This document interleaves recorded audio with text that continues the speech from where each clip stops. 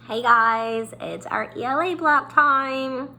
Okay, so this week with going on with new curriculum, we're going to learn a new phonics skill. We kind of started this one right before break and mentioned it very briefly to you guys, but we're really going to go in depth this week with it to get some practice. And it is going to be the long I sound. Now, we've already learned two ways to make the long I sound. The first way to make the long I sound that we learned was that magic E, that CVC magic E way. So, long I, all the long vowels say their name. So the long I says I. Very good. So that CVC magic E follows this pattern. We don't say that sound. The E is silent, but it makes the vowel say its name. Ike, hike. Very good. Okay, we've also learned another way to say the long I sound, and that was when the Y was at the end of a word. But that Y made two sounds. There was a reason why that Y at the end of a word made it say Y, and that was something to do with the syllable. Remember, however many times your chin hit your hand when you said a word, that was a syllable breaking a word down. So here's one of our words with the Y at the end of it. What word is this? Y. Exactly. Remember, Y at the end of a word can say I or E. Now the Y at the end of a word says I when there's only one syllable. Like this word. Full I, fly. Very good, because it just goes fly. But if there was a Y at the end of a word, like this word, that is the word bunny, because it's got two syllables in it. Bunny, bunny. You would hit your chin twice. Bunny. So it goes two different times. But if you only did it once, bunny, does that make sense? No, that's so silly. So two syllables says that E, one syllable says that I. And that's what we're focusing on today. We're going to focus on the ways to make that long I sound. So we know we've got that CVCE, that magic E to make long I. We've got the Y at the end of a word. Now remember, Miss Bowden taught you some things about those vowel teams. When you have two vowels together, the first one does the talking, the second one does the walking. Very good. So the first one says its name and the other one is quiet.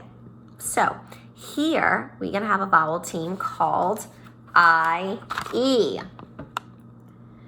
I-E. I-E says I. But here's the tricky part. I-E also says E. Ugh, so much confusion between all of these phonics skills. But it's got the same rules as our Y. Remember how Y can say I or E, right? I-E does the exact same thing. It follows the same rules. The Y at the end of a word says I when there's one syllable. The I-E says I in a word when there's one syllable. And most likely this I-E will be at the end of a word that is one syllable. Okay? So here's some examples. I've got two with the Y at the end to be one syllable. And I've got two with that I-E. Actually, I'm going to give you one more with that I-E in there. Now, one syllable, you hit it with your chin once when you say the word. It's not going to hit it two different times, because if it did, then you would have to say that long E sound. So we're going to focus on that one syllable word that says I. So here's some words that Miss Bowden did. Guy. Fly. Very good. Pie. I-E says I. I, tie. This one's in the middle, but it's got the S on the end, but it's still one syllable. This is the plural of this word. Full eyes, flies. If I were to say that last word, flies, it's one syllable. So it says that I sound. So pie, tie. My chin only goes down one time, so it's going to say the long I sound. Now, we've got one more way that says the long I, and it's 3 letters. I-G-H. The G-H are so silent, you don't even hear them. They're just there to be pretty. But when you see I-G-H, you just say I. Here are some examples and some words. Here's one word. I-G-H says I. Hi. Very good. Lots of times you'll see the I-G-H between words, such as this word. But remember, I-G-H says I. That's why I have it underlined. Tight. Tight. So I-G-H, ignore the G-H. Tight. It just makes that I say the long sound. Here's another one. I-G-H. It's in the middle, right? Okay. Night. Very good. Let's do one more for practice. I'm going to give you one of each. Let's practice it with the Y, the I-E, and the I-G-H. Let's see. I am going to give you, let's see if I can trick you. I doubt it. You guys are so smart over here.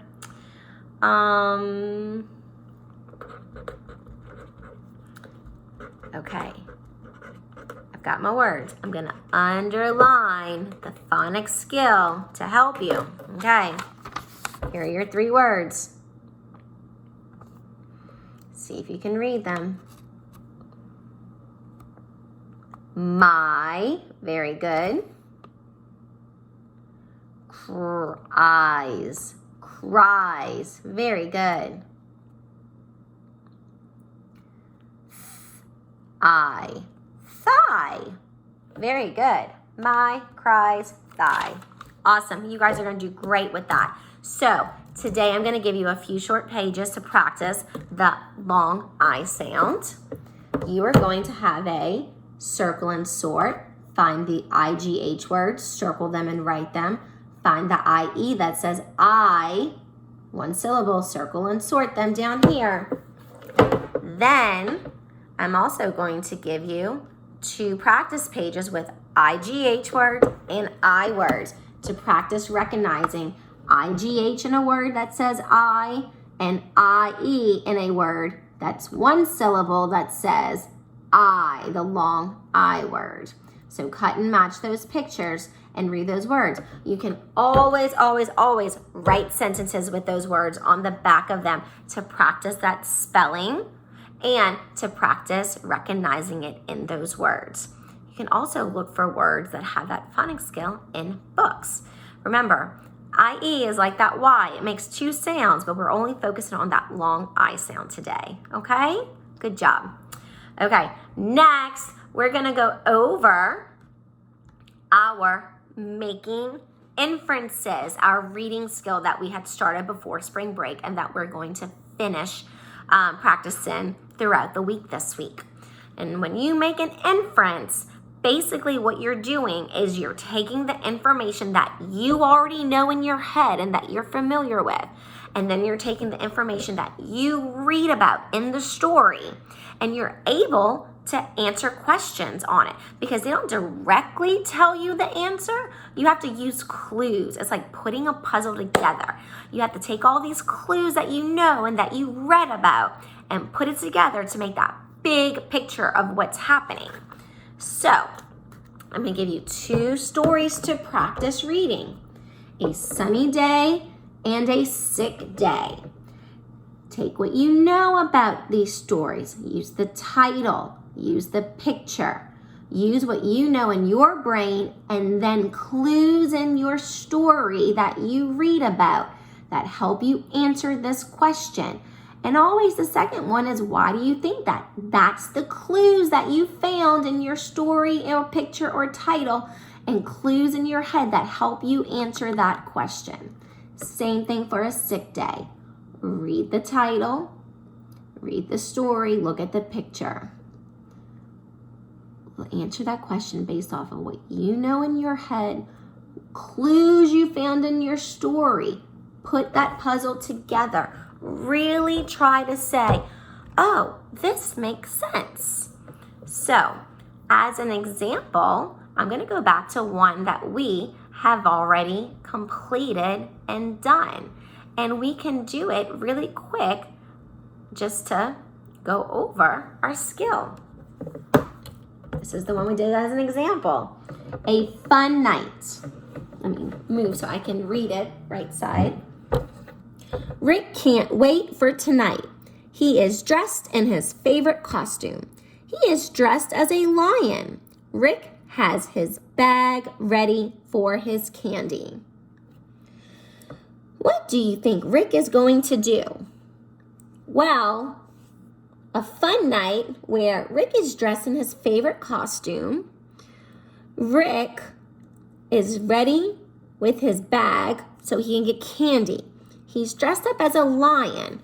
Well, when do you usually get dressed up?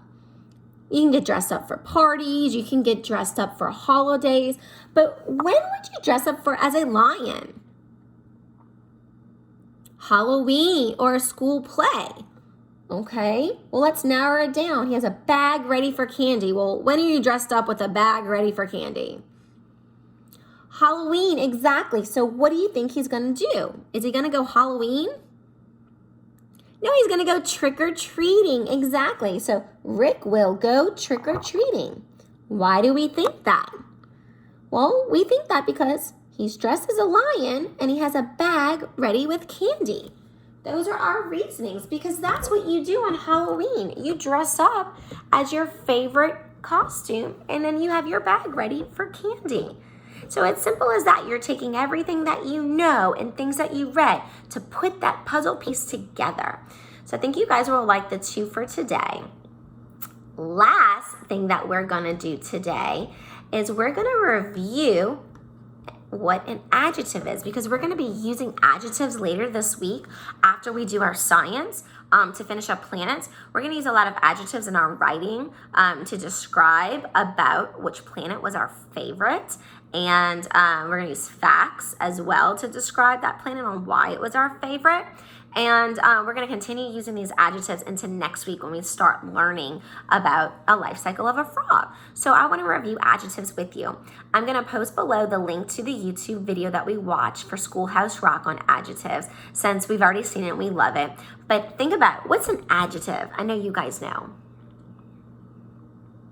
It's a word that describes a noun. Very good. And a noun is a person, place, thing, or animal. So it's a describing word. And we use these adjectives when we're describing things like our 5 senses. How things look, taste, touch, smell, and sound. Those are great ways to help you think of adjectives. And we've used them in our writing before. So just as a review and practice, Ms. Bowden's going to go ahead and post an adjective and noun sort. So here's a bunch of words that are nouns or adjectives, and you have to just sort them in the right column. When you're finished with that, to practice those great writing skills, besides the journal entries you might have done, I would love for you to take some of those adjectives and nouns that you sorted and write good, juicy sentences with them, because adjectives make our writing great and juicy, and they just paint that picture for us. So, example, if I had the adjective pink, and because that's a color that's describing the color of something, and if I had the noun dog, because that's an animal, I might make a silly sentence. I don't have to make a real sentence. I can make a silly sentence. And I can say, the pink dog played with his pink ball. I used the word twice, and I used two nouns, ball and dog. So instead of saying the dog played with his ball, that would make me think of anything.